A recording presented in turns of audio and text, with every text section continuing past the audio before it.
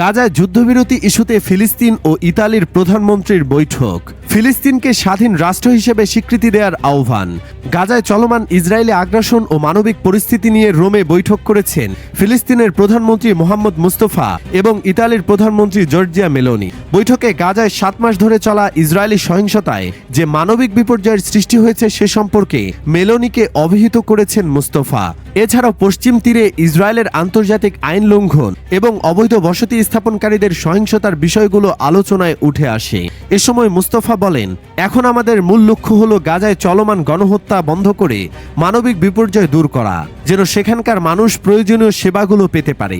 এছাড়াও আমাদের আটকে থাকা তহবিলগুলো পুনরুদ্ধারে কাজ করতে হবে। বৈঠকে ফিলিস্তিনি প্রধানমন্ত্রী মুস্তফা ফিলিস্তিনকে স্বাধীন রাষ্ট্র হিসেবে স্বীকৃতি দেওয়ার জন্য ইতালির প্রতি আহ্বান জানান। বৈঠকের পর সামাজিক যোগাযোগ মাধ্যম এক্স এ এক বিবৃতিতে মেলোনি ফিলিস্তিনকে টেকসই যুদ্ধবিরতির সকল প্রচেষ্টায় সমর্থন জানানোর প্রত্যয় জানিয়েছে। তিনি জানান, গাজায় আরও মানবিক সাহায্য পাঠানোর জন্য কাজ করবে ইতালি।